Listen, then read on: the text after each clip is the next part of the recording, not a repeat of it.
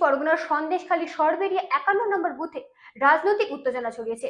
অভিযোগ, বিজেপি কর্মীরা দলীয় পতাকা লাগাতে গেলে তৃণমূল কর্মীরা বাধা দেয় এবং হামলার ঘটনাও ঘটে।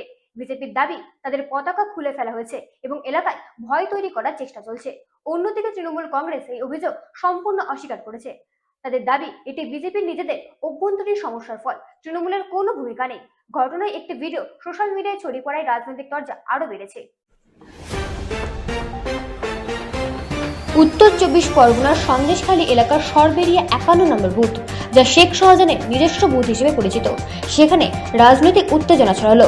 অভিযোগ, ওই এলাকায় ভারতীয় জনতা পার্টির কয়েকজন কর্মী দলীয় পতাকা লাগাতে গেলে তৃণমূল কংগ্রেসের কর্মীরা বাধা দেয়। বিজেপির দাবি, শুধু বাধাই নয়, তাদের কর্মীদের উপর হামলাও চালানো হয় এবং লাগানো পতাকা খুলে ফেলা হয়। এই ঘটনাকে কেন্দ্র করে এলাকায় ব্যাপক উত্তেজনা ছড়িয়ে পড়ে। বিজেপির অভিযোগ, তৃণমূল পরিকল্পিতভাবে এলাকায় সন্ত্রাস সৃষ্টি করে ভোটের আগে সাধারণ মানুষের মধ্যে আতঙ্ক ছড়াতে চাইছে। অন্যদিকে তৃণমূল কংগ্রেস সমস্ত অভিযোগ অস্বীকার করেছে। তাদের পাল্টা দাবি, এটি বিজেপির নিজেদের গোষ্ঠী কোন্দলের ফল, যার সঙ্গে তৃণমূলের কোনো যোগ নেই। ঘটনার একটি ভিডিও ইতিমধ্যে সোশ্যাল মিডিয়ায় ভাইরাল হয়েছে, যা ঘিরে রাজনৈতিক চাপানোত্তর আরও তীব্র হয়েছে।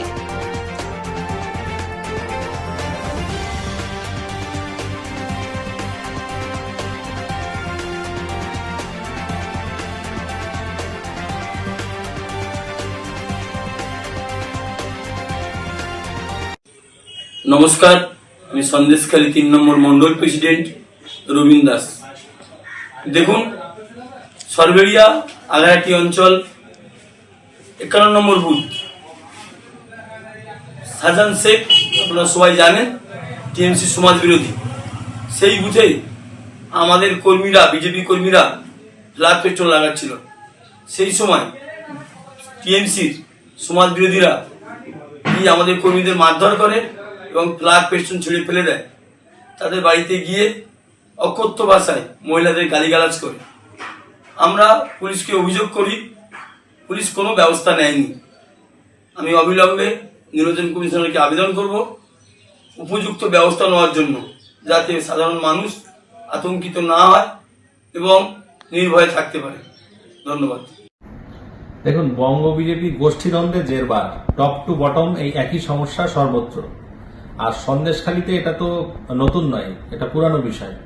তাই পতাকা ছিঁড়ে দেওয়া, খুলে দেওয়া, না লাগানো, এই ধরনের অভিযোগ তৃণমূল কংগ্রেসের নেতাকর্মীদের করার কোনো প্রয়োজনই নেই।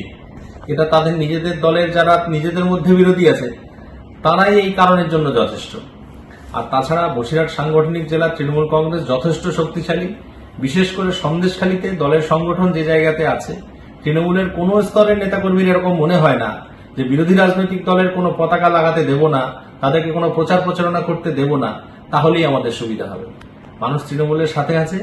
এবারের বিধানসভায় আমাদের দলের প্রার্থী যিনি দাঁড়িয়েছেন বিপুল ভোটে জয়যুক্ত হবেন। ব্যুরো রিপোর্ট, রাত দিন নিউজ নেটওয়ার্ক। দক্ষিণবঙ্গে ভ্যাপসা গরমের মাঝে